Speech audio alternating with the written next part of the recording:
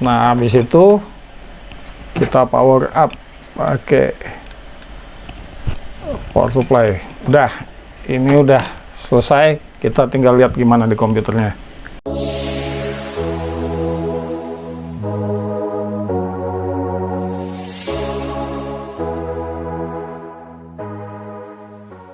Bismillahirrahmanirrahim. Assalamualaikum warahmatullahi wabarakatuh. Kembali lagi dengan saya Teni Bagindo di channel Apa Itu. Kali ini saya punya ini ya, apa namanya, Orange Pi. Orange Pi ini udah lama banget nih nggak dipakai. Saya mau pakai, cuma yang jadi masalah saya nggak punya monitor.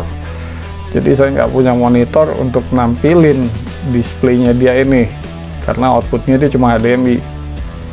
Ya kalau udah connect, udah ada isinya ya bisa aja pakai network lewat terminal. Cuma kebetulan saya nggak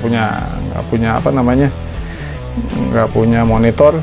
Jadi gimana caranya HDMI ini outputnya kita masukin ke layar monitor. Oke, disimak aja seperti apa. Pertama kita perlu ini audio video capture.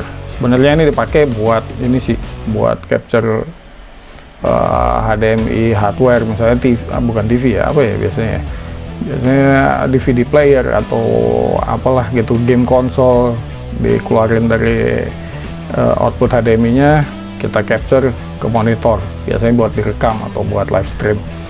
Nah, di sini saya pakai aja dia, inputnya saya masukin dari sini. Habis itu ini outputnya Type-C saya masukin ke komputer, jadi dianggap seolah-olah sama notebook itu adalah sebagai kamera. Oke, kita kerjain aja. Pertama, berikutnya saya perlu HDMI kabel. Waduh, ini kabelnya panjang banget. Ups,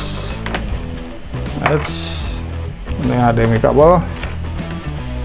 Kita bisa pasang aja outputnya, ini kita masukin sini, masukin HDMI output, terus kabel satu lagi. Udah, ini kabel nggak ada yang lebih panjang lagi. Ke inputnya nih, di sini ada input HDMI. Nah, udah. Nah, selanjutnya kita masukin ke Type-C nya komputer. Oke. Nah, habis itu kita power up pakai power supply. Udah, ini udah selesai. Kita tinggal lihat gimana di komputernya. Di komputer kita tinggal langsung aja kita buka kamera.